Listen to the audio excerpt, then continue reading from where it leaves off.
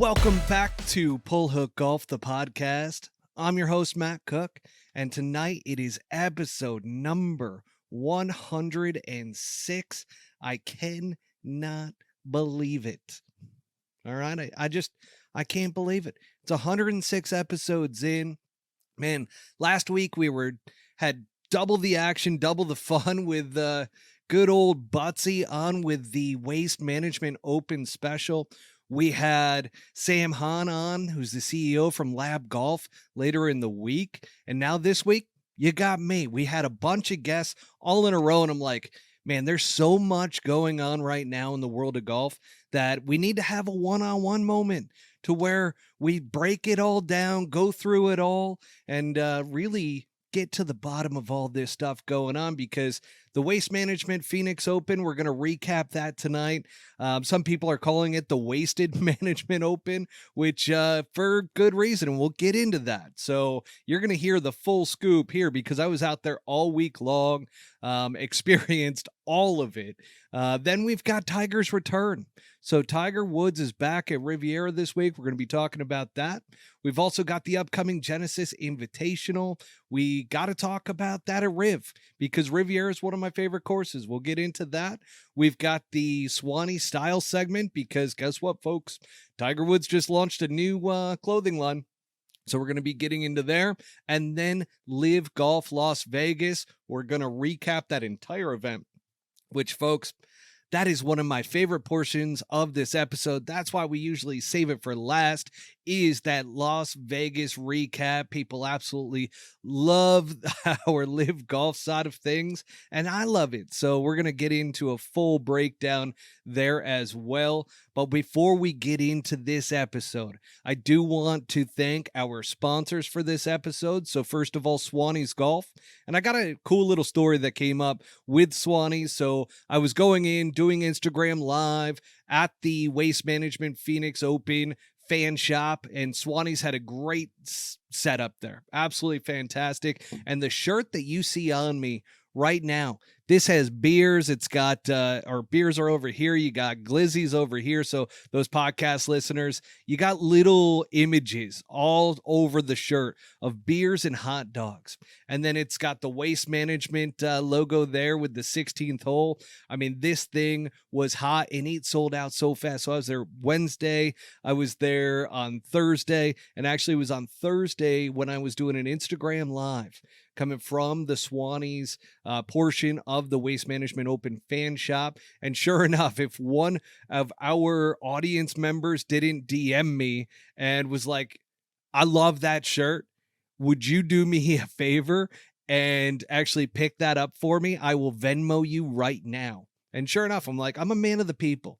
The people's open. I absolutely love it. So I go, absolutely, I'm going to pick this up for you. So did a little segment in line, waited in there, and got that polo for him. And then I'm like, I liked it so much. I went right back over to the Swannies guys, and I'm like, all right, I need one myself as well. And was actually out playing in a little skins action today. And everybody complimented the shirt. They're like, dude, that shirt is so dope. Swannies, folks. So if you like the Swannies stuff, make sure to go to swannies.co. Use promo code PullHookGolf25. Get 25% off your entire order.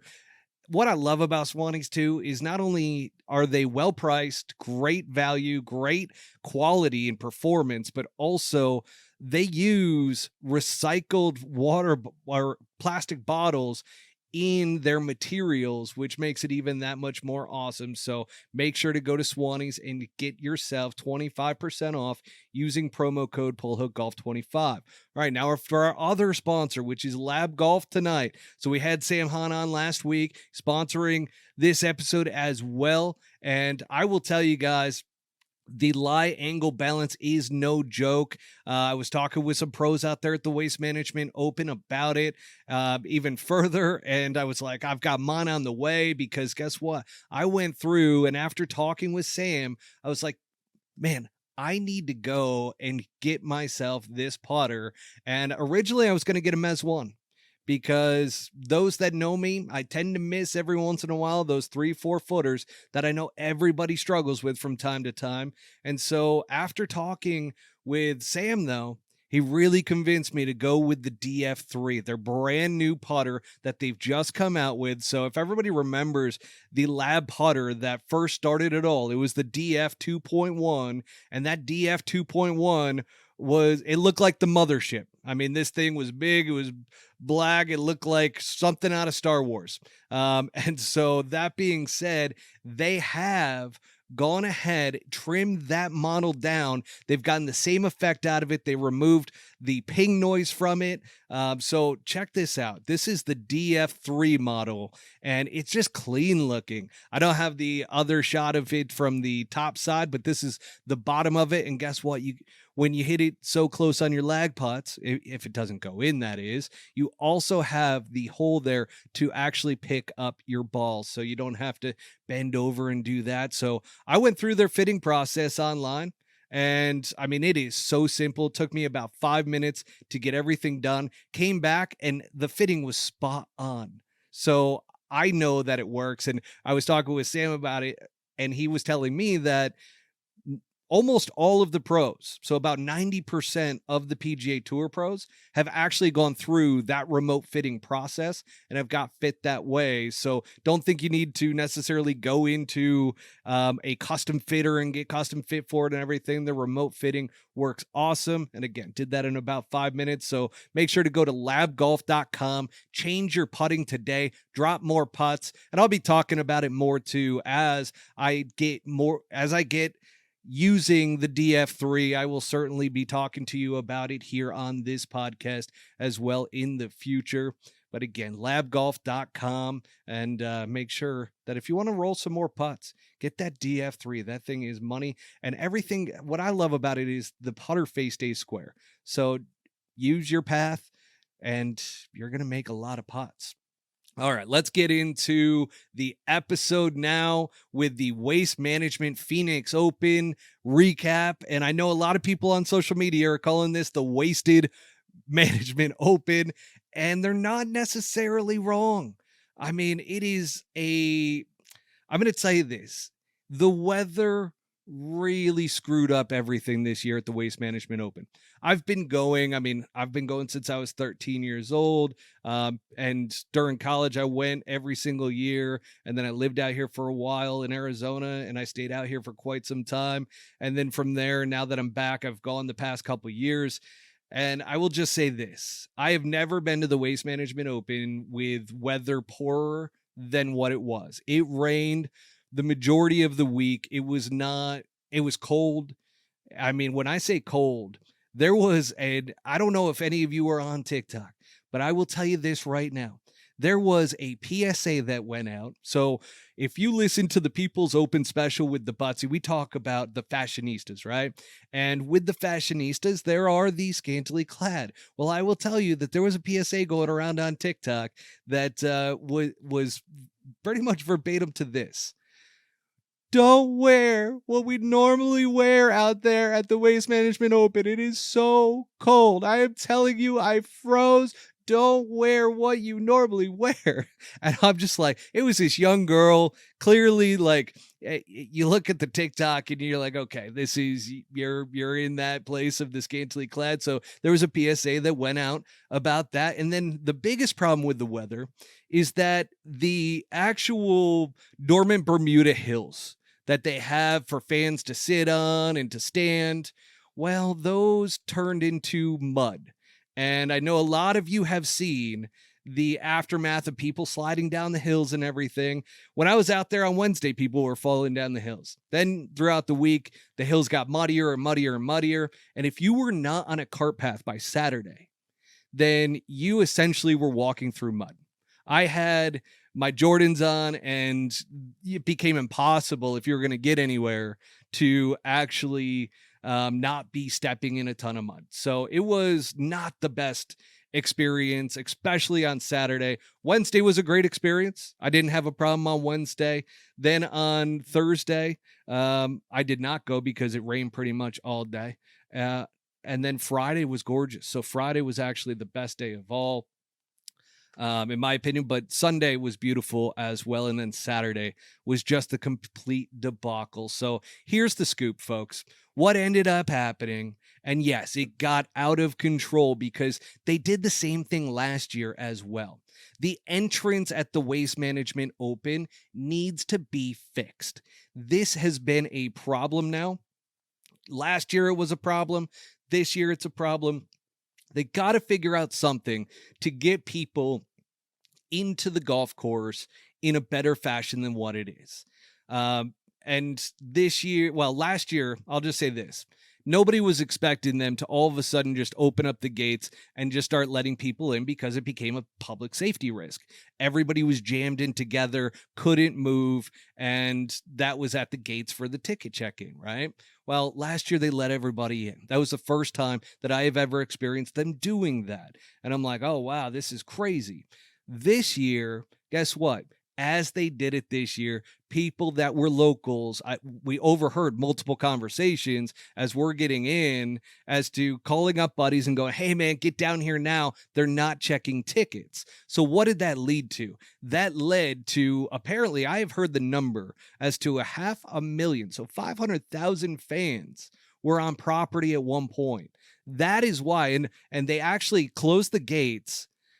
However, the people revolted at the People's Open and they just powered through, and then it became chaos. So they ended up cutting off alcohol sales at 2:00, which, I mean, there's one way to get drunk people out of a golf course. It's by not serving them any more alcohol. Only the private areas like the greenskeeper passes, as well as the 16th hole, if you're up in a suite, those were the only ones that were still serving alcohol at that time. But they wanted the masses to start leaving there. And I get it. I mean, the players were frustrated, especially you got Billy Horschel, you got Zach Johnson, two guys. Now, Billy Horschel is he gets fired up, right? He is a Florida Gator, he's got that mentality for getting angry sometimes and chirping at some fans and everything. This is not the first time for him. So with Billy Horschel, I was not surprised that he gave some guys the business while they were out there. The one that was surprising was Zach Johnson. Zach Johnson was getting his chops busted up by a fan that was giving him shit about being a poor Ryder Cup captain, and was saying some stuff that he shouldn't have been saying. And Zach just finally lost. I think it was 3 holes that they were going through all of that. And Zach finally lost it on him and just had enough. And I'll say this, man, they played 54 holes between Saturday and Sunday. So because of the rain and because of the weather, everything got pushed back. So they played a shit ton of golf. And to deal with that crowd for as long as they did in shitty weather throughout the entire week, I get it. I get why they lost their shit. I would have probably lost my shit if I was having to listen to that the entire time as well, because you can only be so zen and in your head, and just not really worrying about what people are saying and having fun with it. The one person who actually did a really good job with it all was Jordan Spieth. Jordan Spieth was fantastic out there. There were multiple times that people were just screaming out at him. And there was one time on 18 to where he hit a shot and he looked up as if to get pissed off at somebody and just realized how many people were there on it, in whether it was the tents or down below. And he just kind of said, what the fuck? So he certainly was taken back by everything, but kind of in a chuckling kind of manner, to where he's just like, what the fuck? Like, this is crazy as to what he's experiencing. So this by far was the craziest year. It broke all the attendance records by far. I don't think they will officially come out and say that there was 500,000 fans on property on Saturday, but that is the word that I have heard from several people, including some within the Thunderbirds. So that whole thing is just a challenge. And then also, by the way, they cut off alcohol. One, because people ran through the gates. So it became a big time public safety risk, didn't want to continue serving people. So that happened. And then sadly, a woman fell 20 feet out of the stands. I don't know which hole that actually took place on, but I read about that. I'm like, gosh, we were joking about the fact that how do people not like die out there at the Waste Management Open? Apparently, she's got serious injuries, but it's going to recover. So that's good. But again, the mud was the story. It was like Woodstock from back in the day. People just in the mud, sliding down the hills. I mean, people still found a way to have an absolute blast. It was not my favorite year for the Waste Management Open. And here's the thing, I think it can be fixed. I think there's some ways that we can go about getting this tournament back to being a fun party atmosphere, being respectful for the players to a degree, because there's always going to be people yelling and everything. Like that's still going to happen, but we need a better entrance into the tournament. We've got to figure out a way, maybe on both sides of the golf course. I don't know how that would play out, but it was a nightmare this year, even because the grass parking lots, a lot of them ended up being non-usable. So VIP parking passes, basically all parking passes were eliminated, and everybody had to go to general parking, and that took a long time to get just to the tournament gates. And then from there, it took, I mean, on Friday, it actually took me a half an hour to get through, but they were still checking tickets. On Saturday, it took about 15 to 20 minutes. And granted, they were not checking tickets. So that's got to go to show you something there. But they've got to issue out less tickets, especially for Saturday. Saturday's a nightmare. A lot of people don't go because Saturday is just absolutely crazy anyways. So a lot of people know that. But if you want that party atmosphere, Saturday is it. I just wish it didn't take me 30 minutes to move from one section to another because of how packed it was. But again, a lot of that has to do with the weather itself. And for the action, I mean, the golf was actually really, really good. It's always good at the Waste Management because that golf course is phenomenal. They had it in great condition. Those greens were as pure as can be. And you got to give it up for Nick Taylor. It's funny. I had my buddy Blake gave me a call. He's been on an episode previously, and he was asking me, he's like, is Nick Taylor for real? And I think at the time that we were talking, we're like, he might have just had that great run last year. So, I mean, only time will tell. And we were talking about him heading into the Waste Management. And sure enough, goes out there and in the first round, a lot of people forget because the first round was just absolutely a mess in terms of weather, but he goes out there and shoots 60. Goes out there, shoots 60, had a chance to shoot 59. And these scores that we are seeing right now are just insane out on tour. The talent pool is so crazy good right now. And goes from a 60, follows that up with a tough 70, 68 in the third round. And again, these are all mixed throughout the days because of the weather. That once again is the theme from the week. But Nick Taylor goes out on Sunday, shoots a 65, birdies 3 out of the last 4 holes to force a playoff with Charlie Hoffman. Now, Charlie Hoffman was playing on the heartstrings of everybody because he, one, is sponsored by the Waste Management Open.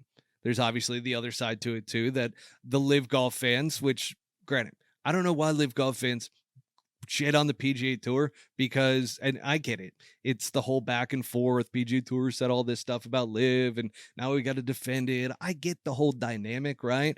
But it's funny because he is also sponsored in apparel by Greg Norman's apparel company.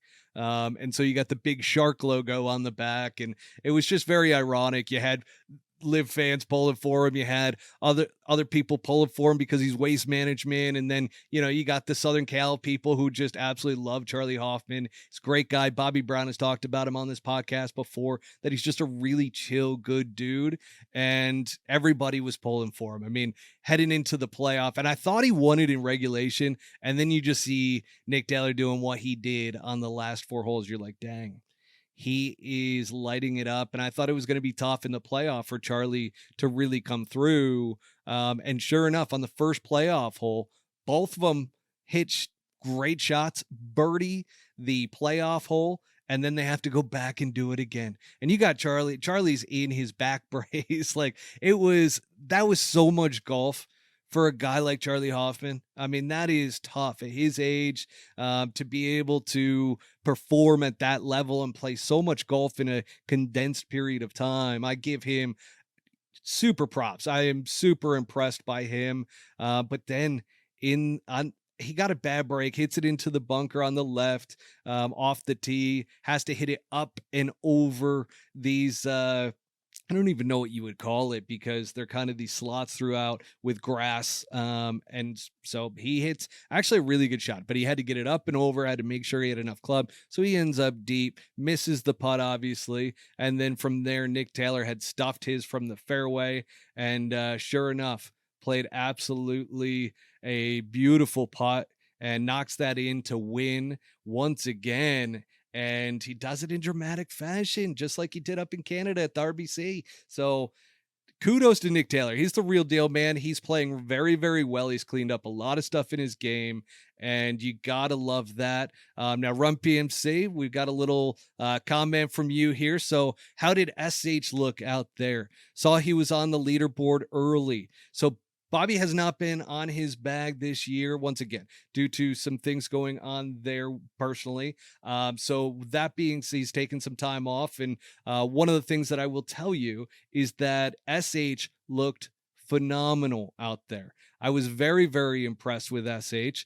We made some eye contact at times. I like to think that he still remembers me from the Shriners walking 18 holes of golf with him. But that being said, him and his new caddy looked pretty comfortable out there. I mean, filling in for Bobby. And that being said, SH, he gets into these patterns. I feel like I've paid enough attention now to where it's like he gets into this pattern to where he makes a lot of pars, and he's just not dropping a ton of birdies on a consistent basis. And that's the one thing that I noticed with him. But I'll do a leaderboard rundown here in just a second. I also want to get to Charlie Hoffman with the fact that, granted, he loses the playoff and misses some bigger tournaments that he could have gotten in, because I don't believe he's exempt anymore. I was hearing while I was on site that he's not exempt anymore for the Masters and for some others. So this would have put him into those tournaments once again. But I'm just looking at my notes here. His last win was at the 2016 Valero Texas Open. And so he's had a long stretch of not winning a golf tournament. And this actually got him into the Genesis Invitational this week. So he had a ski trip planned. And that is canceled. So he is no longer going skiing. He is now going to be playing in the Genesis Invitational, which, by the way, folks, is going to be a signature event, but we got more on that in a second. The big names. All right, let's go over some of the big names, because hang on, I got to take a little sip of Bushwood real quick. These one-man shows, sometimes I just get a little parched, a little winded.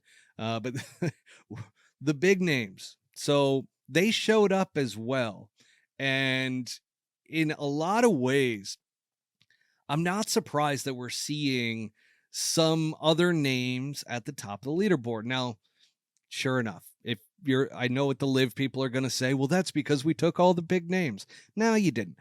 But I will say this, the talent level has risen, and it's risen another notch, which is crazy to think about, because PGA Tour pros are so good. But this is one of the things that I love about the PGA Tour, is that you have these larger fields. People can play their way in through a Monday qualifier, and they can go out and compete. And you got guys that are 100 something on the PGA Tour, and they're coming out and they're able to go out there and perform and potentially shoot 4 great rounds of golf and win a PGA Tour event. So I love that.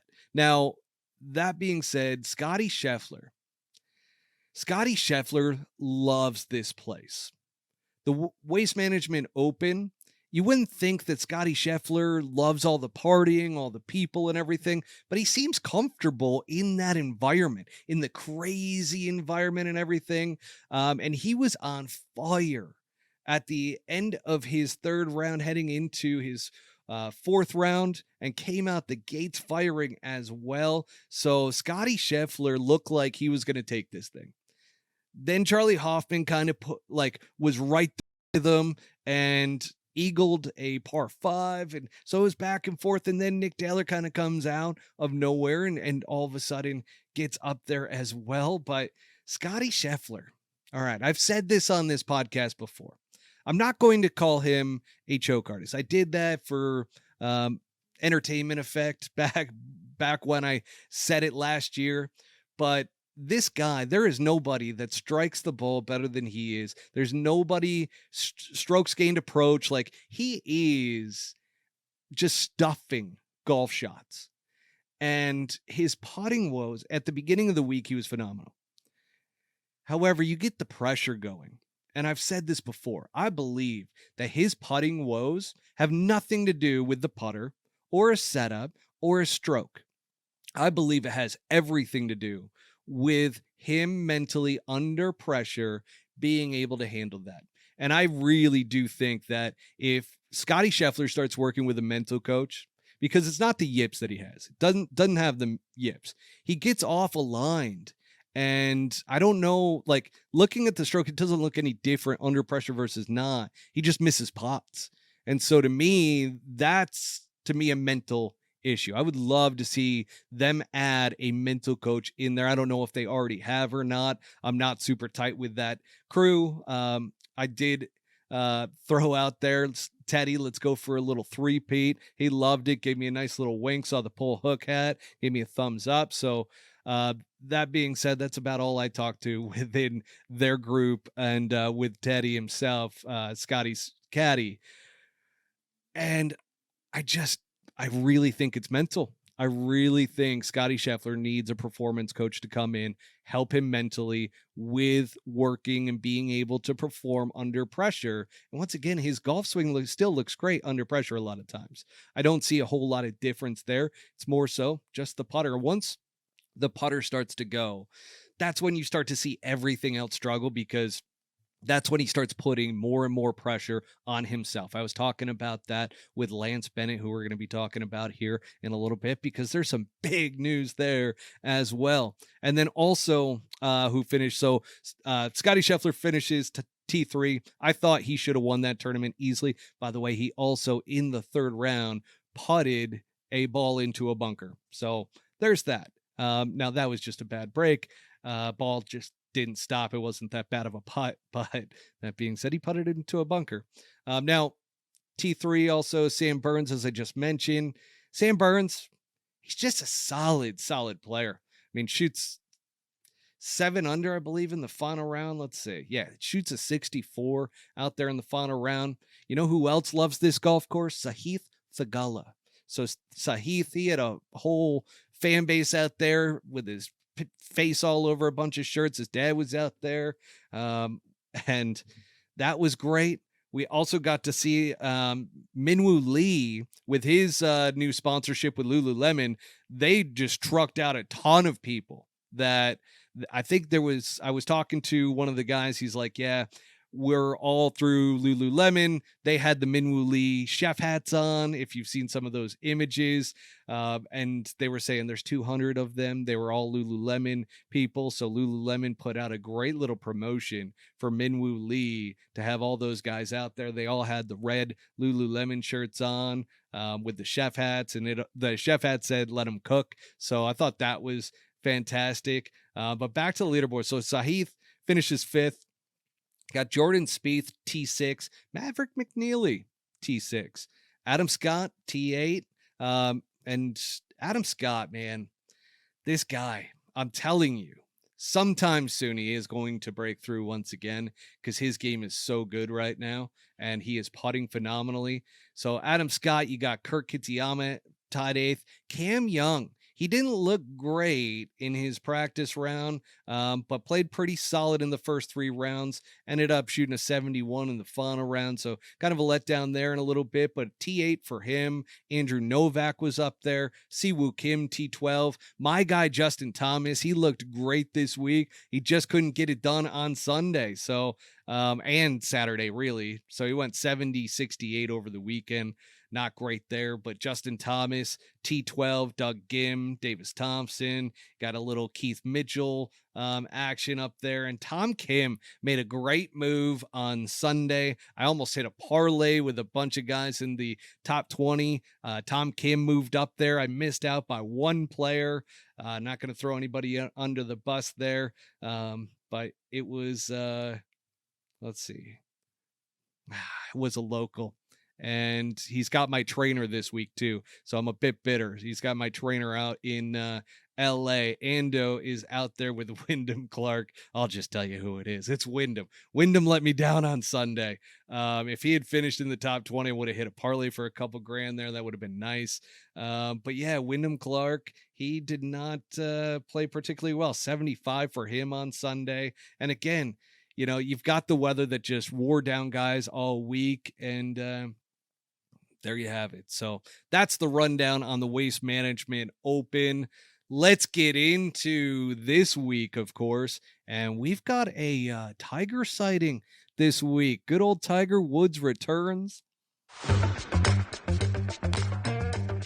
Now, a quick word from our sponsor.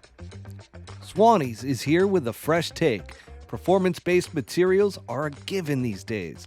But if you're looking for the stretchiest and most lightweight pieces that deliver a look that says, I'm here for a good time, take a walk on the Swannies side.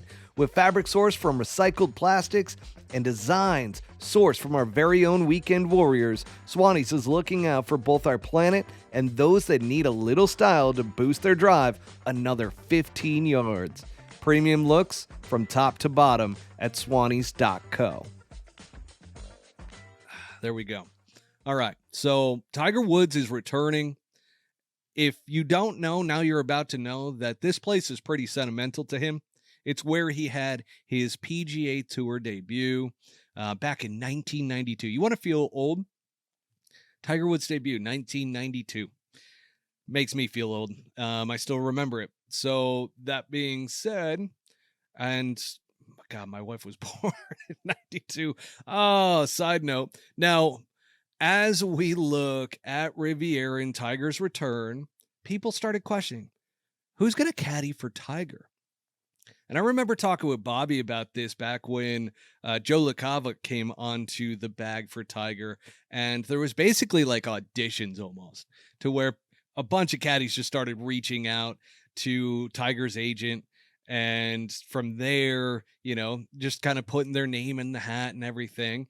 And Lance Bennett, who was on just a couple weeks ago, 2 weeks ago to be exact, Lance Bennett is Tiger Woods' new caddy. I couldn't be more stoked for Lance. This is absolutely awesome for him. Granted, it's got to be absolutely nerve-wracking. I invited him to come on tonight. He was like, it's too early. He's like, but I will be coming on in the near future. So be aware of that. He'll be coming back. But that being said, he was with Austin Smotherman. And then from there, he got onto a bag for a rookie. So he actually, the night that we did the podcast, he couldn't say it on the show because he was hoping to talk with Austin before, but left him a voicemail. So there was all of that going on. Lance likes to do that the right way and everything. So that was kind of cool to hear from him. Hey, let's not talk about it on the show because I got a new kid at the Waste Management. We're going to hopefully get into it. So PGA Tour rookie, he was on his bag for all of 1 week, and then Tiger Woods calls. And all of a sudden, Lance is now Tiger Woods' new caddy. Now, keep in mind, Lance caddied for Matt Kuchar for close to a decade. He is a veteran caddy. He caddied for Sung Jae recently. They had a great run together. Davis Riley, amongst others. So Lance is a great caddy that I'm really excited for him. I hope that this is long-term deal, because him and Tiger, this could be kind of the final moments of Tiger's career. And I would love to have a person that is on the bag that we know. So that would be absolutely fantastic. Let's get into a little bit around Tiger. Well, we're not going to get into Tiger's launch of his clothing line yet. Okay. But he also launched a new clothing line, which he is going to be rocking out there at Riviera. They had the launch party yesterday for it. And yeah, we'll talk about it in the Swanee style segment. But once again, this place is sentimental to Tiger. PGA Tour debut. And here's the crazy thing: he's never won at Riviera. So a lot of us are going to be curious to see what kind of game Tiger has. He's walking a hell of a lot better. Swing looks phenomenal. So could it be that we're going to experience a Tiger run? Like, is he going to get comfortable with this new schedule and routine that he has? Because when you're playing week in and week out and you're competing and winning and making cuts and everything, and then, you take time off, that's difficult to do.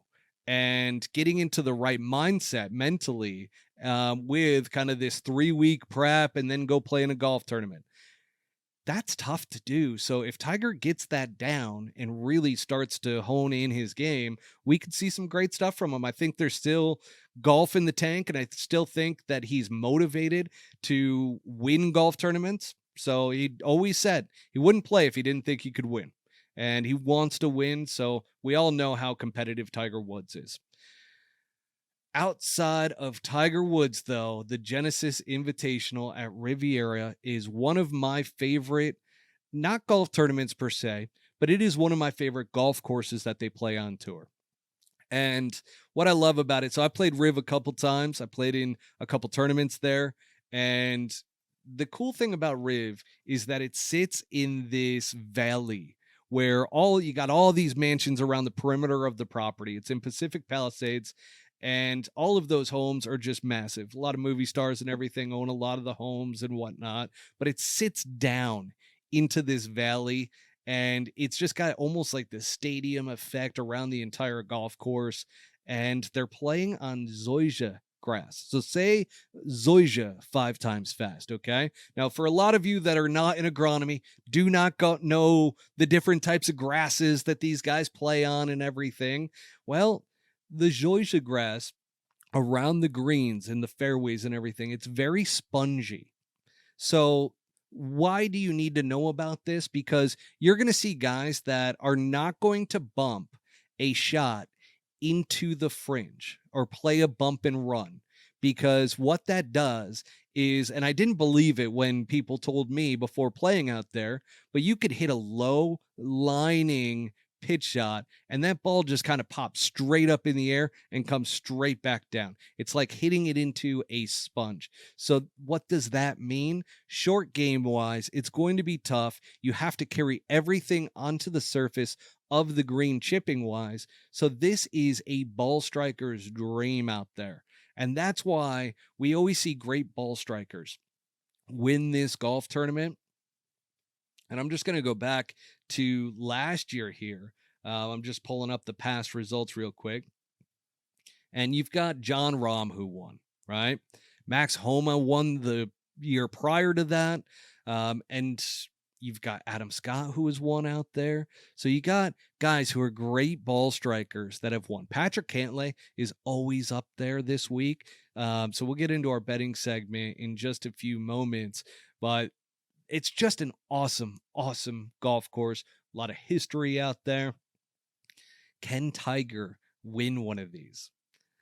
I don't know. Is he too old at this point to win at Riv? He loves the golf course. It's once again it's a very sentimental golf course for him. Who's to say that he doesn't go out with Lance his very first week and wins it?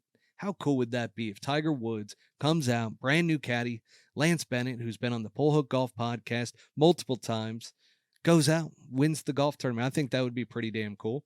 I'm going to be rooting for him, that's for sure. And certainly the cameras are going to be on him. I love that Tiger Woods is doing this and has fought so hard to come back yet again and to compete. I mean, it's not as bad as it was because fused the ankle to the foot and everything that they did there with the recent surgery that was done. And he can walk, he can play. So I'm looking forward to it. I think Tiger's got a decent shot to make the cut and to play well this week. Now, with this event, it is one of the signature events. So I don't want our fan base to get confused here, because signature events, you're going to hear a lot about it in the prior weeks as well as weeks to come with these events, that they're no cut and everything. Well, there's 3 signature events that actually have cuts. So it is a limited field still, but within this limited field, there is a cut after 36 holes. And the 3 events is the Genesis Invitational, which is this week. You've also got the Arnold Palmer Invitational a little bit later in the year, as well as the Memorial Tournament. So you got Arnie's tournament, the Memorial, which is Jack's, and then this one is basically Tiger's with the Genesis Invitational. So take that for what it is. You've got a cut this week after 36 holes. What I love about that from a betting perspective is that you can actually bet on players to make or miss the cut. So I like that as far as the signature event going on here this week for the Genesis Invitational. But my bets for the week. So I was talking pretty highly about a gentleman by the name of Adam Scott. Adam Scott is putting lights out. His game looks so damn good. He played well last week, and I really feel, and that's a golf course, by the way, at the Waste Management Phoenix Open, that not only do you need to hit the ball well, but you need to putt well too. So you got both of those aspects there, and I really, really think Adam Scott is going to have himself a week. Not a day. I think Adam Scott is going to have himself a week, and he has won there prior. So he loves Riviera, loves to play out there. And you got to keep an eye on guys like Patrick Cantlay. Patrick Cantlay always plays well. He's went to UCLA, if I'm not mistaken. Oh, God, I don't know why I just blanked there and all of a sudden became unconfident as to where Patrick Cantlay went. But he's a LA-based guy. You've got Tony Finau, who has played out there and played well out there. Once again, great ball striker, not the best putter in the world. So he can play out there at Riv and have a really good week. And then former winner, Max Homa. Those are the 4 guys that I would look out for this week. Now, as far as making the cut, you can go in, take a look at some of the guys that you like there. I love throwing in 5 guys, make the cut, sometimes 10, because making the cut and turn it into a parlay. So if you do that, you've got some pretty good options there to make it a decent amount of money. I hit on the made cuts last week, and I missed by 1 on the missed cuts. One player played a little bit too well, and it was unfortunate, or fortunate for them. Depends on how you look at it. So those are the betting picks for the week. Adam Scott, Patrick Cantlay, Tony Finau, Max Homa. Throw them into a top 20. Throw them in a making the cut. Throw some money on one of them to go ahead and win the golf tournament. I just ask you to gamble responsibly. Now, let's get into the Swannies style segment, which ties us right back to Tiger Woods, because unless you've been living under a rock, Tiger Woods launched his brand new brand last night, and people are going nuts on social media, and not necessarily in a great way. Okay. This new line from Tiger Woods, it is Sunday Red. So that's 3 words, Sunday Red. Okay. And we saw weeks ago what the logo looked like, that they were doing SDR and then Sunday Red. We saw that all broken out. So that wasn't news to a lot of people, but apparently it was, because people lost their goddamn minds about the logo. They're like, how can Tiger not do the famous fist pump with the putter back and everything? Good point. Good point by those that made that reference. I don't know if Tiger, because there's always been a rivalry between Tiger and Phil.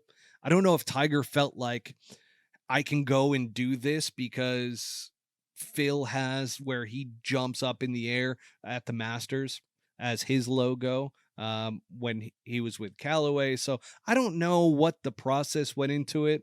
If they just wanted a very flat design, I don't know. You can make Tiger's fist pump into a very flat design as well. So I'm not quite sure why they decided to go with the Tiger. Some people are reminded of the Slazenger logo and are claiming it looks a lot like that. Just it's interesting, okay? And again, the criticism on social media, I totally get it. Anytime there's something new, people are going to critique it. People are going to talk about it. Like when John Rahm's team name came out, I was just like, what? So now it has, I've digested it. I'm like, oh, that's a great team name.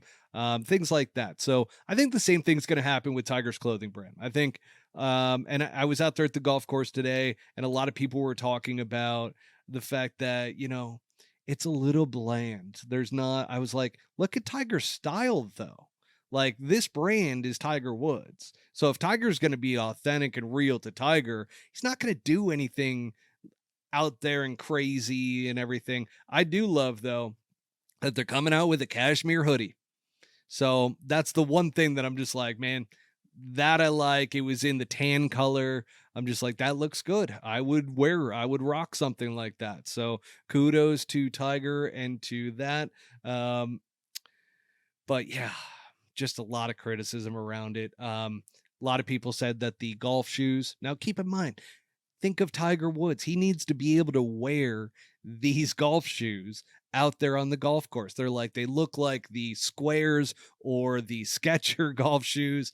I'm like, damn, man, people are ruthless on social media, but I'm just like, nah, you know what? Nothing was surprising to me. Nothing was out of place. I was just like, everything kind of made sense.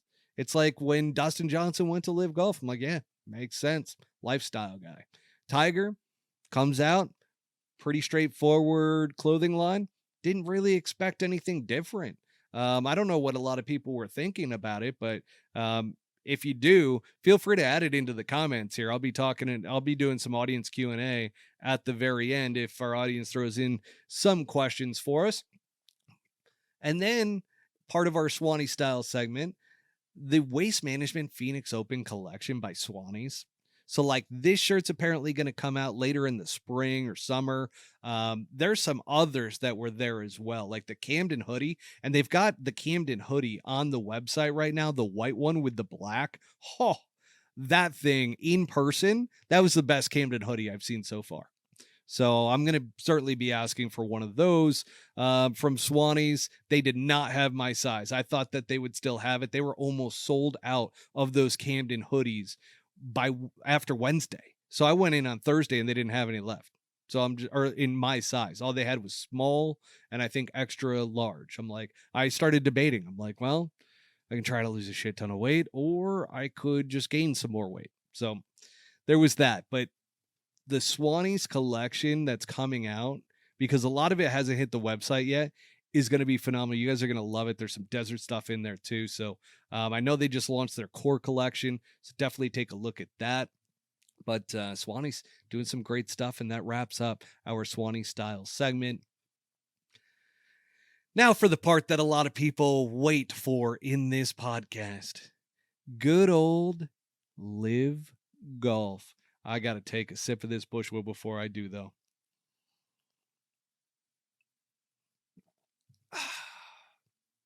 All right. Props to LIV Golf Las Vegas. Tough to get a golf course for one. So Super Bowl, they probably only committed to this for this year, I would imagine, because they wanted to be out there. And guess what? People were out there for the Super Bowl. They're looking for stuff to do on the days before Sunday, and LIV Golf changes from Friday, Saturday, Sunday to Thursday, Friday, Saturday. They had a Saturday finish.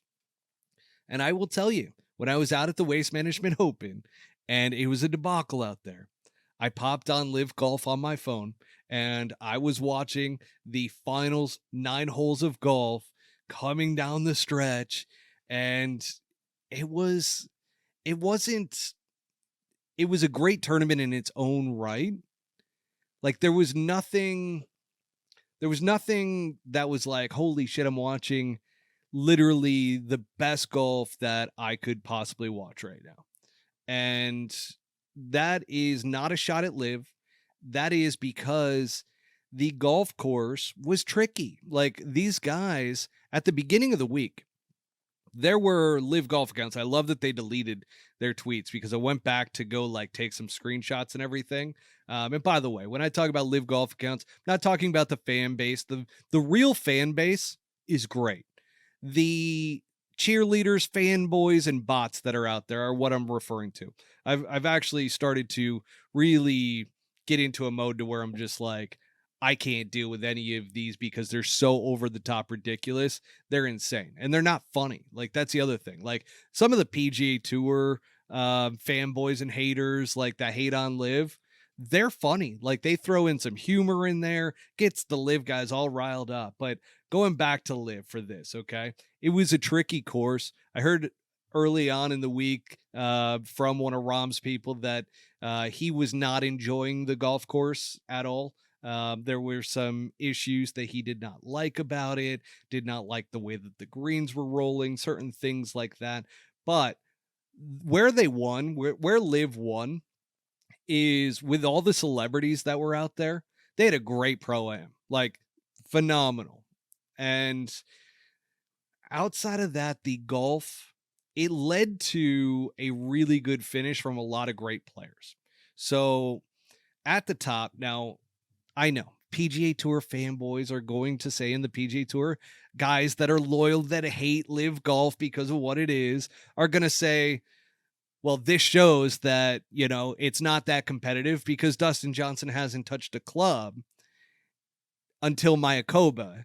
And you're going to tell me that he got his game in form. Well, Dustin Johnson is just that damn good, okay? Because Bobby Brown, he caddied for Dustin Johnson throughout pretty much his entire career until got to the point to where Bobby was done with it. And, Dustin and him went his separate ways and DJ brought his brother on board. But the amount of conversations that Bobby and I have had about Dustin Johnson and his game, he's just a freak athlete, and he is that good at golf to be able to just take off a ton of time and come back and just be nonchalant about, you know what? He was surprised with his game at Mayakoba. Maybe this is the entire type of golf format that DJ has needed for his entire career because he looked great. I mean, it wasn't, like I said, it wasn't going out shooting 59. Now, again, a lot of those LIV golf bot accounts were like, we're going to see Pat Perez shoot 56. And we're going to see the course record, the lowest score in professional golf history out here because this course is so gettable, blah, blah, blah. Like I saw those tweets, right? And sure enough, you don't see him anymore because that course actually played pretty damn difficult. But DJ went out and did what he needed to do in round 1 and 2. Well, round 2, really, shooting 8 under. That's what we expected this week, is 8 under par. And really, I mean, we kind of expected it to be even lower, like 10 under par. But again, good tournament. It was a tight tournament. So you got Dustin Johnson winning at 12 under. Taylor Gooch finishes at 11 under. Peter Uihlein at 11 under. Matthew Wolff at 10. Yes, folks, we have, I said it correctly. Matthew Wolff. We have a sighting, folks, of Matthew Wolff. I almost, not yet. It's too early. Not going to put my foot in the mouth about the trade. Because guess what? Taylor Gooch still finished 2 slots ahead of him in second place, and that's who he was traded for. But good to see Matthew Wolff playing well. Nobody wants to see a young, talented kid like that playing poorly, and it really seems like, and they did a great job. Even during the broadcast, there was a great little segment on, it was on Thursday, because Thursday was the first round, where they had from Range Goats headquarters, Bubba Watson with a couple guys that he has with him that help consult with him for the team and everything. And they were talking about the trade for Matthew Wolff and the way that Bubba was passionate and explained it. I get it, but still, okay. We're just going to leave it at that. But the Range Goats, we had an appearance from the Range Goats. They played very, very well, and they actually got on the podium this week in third place. You got the Four Aces finished second, so good to see that as well. And then Smash GC. I told you guys, man, Smash GC is going to be the team to beat this year. I know the Crushers are good. They have the same team. Chucky Three Sticks, DeChambeau, Casey, Lahiri. Yes, they're going to be up there every single week, and I like that. But Smash GC and Koepka is not even playing well. There is a thing about having a kid, and in that first year of having a kid and playing professional golf, that it takes a lot out of you. And you can look at stats for players that have had kids and what did their year look like. Well, Koepka's coming out so far not looking like he is perfectly on form yet, which he's got time. So don't beat him up too much. But, you know, Koepka did not play well compared to the rest of his crew. McDowell, Kokrak, Gooch. I mean, those guys. So let's see. Where did Brooks end up finishing? I'm scrolling down the leaderboard here. Scrolling down. Where are we? Where is Koepka? Jesus. All right. There. So Koepka, 13th. So he finished 13th. You had Graham McDowell finished 5th. You had Kokrak finished 7th, and Gooch finished 2nd. So they ran away with the team win for LIV. And then from Legion 13, they win the first team event. They come out and they finish 5th, Crushers 4th, Torquay, GC, 6th, and then the rest of the crews. Here's the thing. With this particular tournament, I'm not putting too much stake. They're going to have a little bit of time off until they have to go, and their next tournament is going to be March 1st through the 3rd. Over at the Abdullah Economic City Royal Greens Golf and Country Club. So again, that's their next event, March 1st through the 3rd. So they've got 2 weeks off. This is what's tough for LIV Golf fans. They get this nice little stretch of 2 tournaments in a row. Now you got 2 weeks to where you're just going to wait on it. That's why I just really feel like all fans just need to, at this point, drop the politics. Forget the politics. We can't control any of the politics, okay? So stop worrying about the damn politics. It's all going to get figured out. But LIV Golf fans should watch good golf on the PGA Tour. PGA Tour fans should watch LIV Golf because a lot of great names and it's a tighter field. I was talking about this with one of my friends in the golf space, and we were talking about the fact that, do you like the fact that, you've got a condensed field? So you're going to see some of the big names always up there at the top of the leaderboard. And he was like, yeah, it's kind of nice to see top guys that are on top of the leaderboard. However, he comes right back with, but I'd love to see great golf also being played by guys that I don't know, that I would love to get to find out more about and get to know. I think that is the ultimate battle right now with the PGA Tour, and LIV Golf's doing a great job because they have a select field, but they're doing a great job of the segments during the rounds, of getting to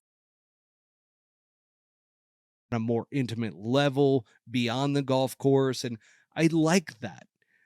The PGA Tour does none of that, really. So it is, and that's what I always talk about with the promotion side. It is tough for the PGA Tour, LIV Golf wise. I really do think that they do a great job, and I've been very impressed with the broadcast. I think they're doing a tremendous job there. I think the PGA Tour needs to learn a thing or two from the LIV Golf broadcast. One of the things that I do not like, I will agree with all the media that talks about that putting line. Get rid of it. Don't like it. It does not help. I wouldn't mind seeing a like highlighted, like they used to do in hockey, a highlighted ball or a highlighted hole, so that you can actually see if the putt is going to go in or not, and if it's looking good. That would be kind of cool. But yeah, I don't know. It's LIV Golf Las Vegas. Once again, smartest thing that they ever did was put it in the same location as the Super Bowl, do it for the 3 days prior to the Super Bowl. Got all the celebrities in the world out there.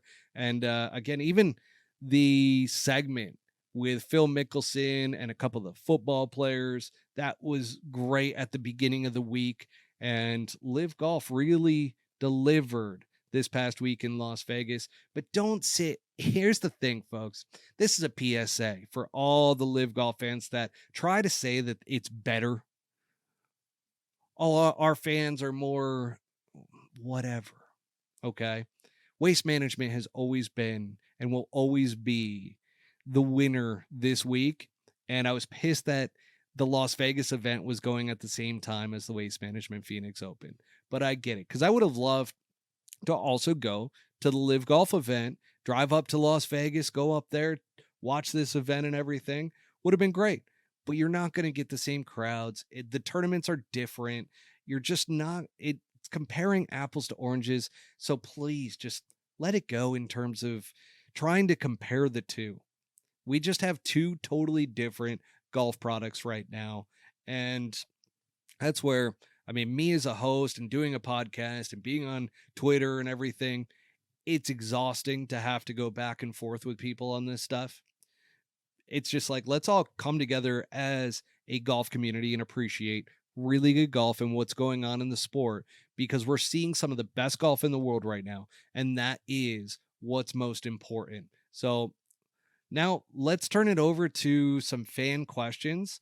And one of the questions here looks like we've got, and feel free, by the way, if you're on X, I always say Twitter, but if you're on X, go ahead and just add a comment to this and it should show up here. I've seen them before pop up during the live stream broadcast. If you're on Millions, go ahead and put that in. I got to check Millions here for some questions, as those don't come through for me, but do show up on millions.co and then also on YouTube. So if you're on YouTube, go ahead and feel free to put in into the comments as well. But one of the questions that I just saw over from Millions is, during your experience this week, what was the best story that you took away from the Waste Management Open? All right. So the best story that I wouldn't say that this is the best story. I would just say that this is one of those stories that really made me chuckle. God, you have so many different types of fans at the Waste Management Open. This guy must have been 80. And it is Wednesday. So this is before all of the chaos. If you've watched the Phoenix or the People's Open special with Butsy, and watch the YouTube version of that, because there are visuals. I swear this was the old guy from the visual.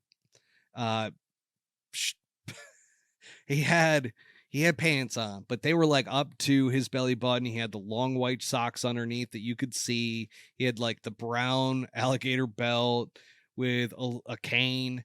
And sure enough, one of the Waste Management Open like grounds crew comes by in just a regular golf cart. It's a gas golf cart. And this guy, in the most angry tone you will ever hear, goes, "Thanks for using a fucking gas golf cart."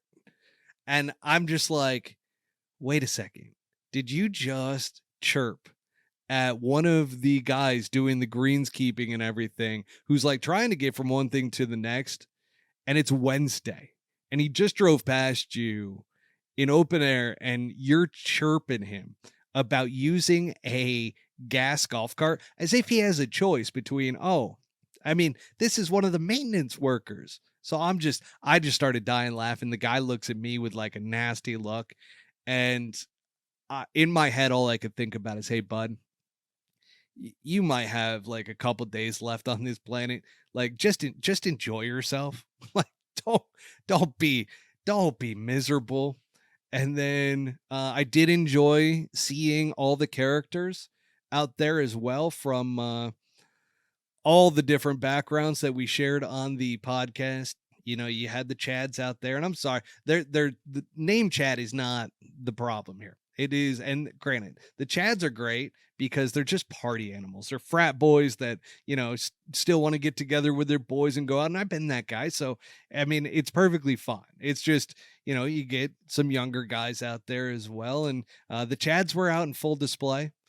The disappointing part of the tournament really was the fashionistas, because you did not, there was a lot of clothing on this year because of the weather. That was the disappointing part. But let's see, any other questions as well? I think that sums up the questions.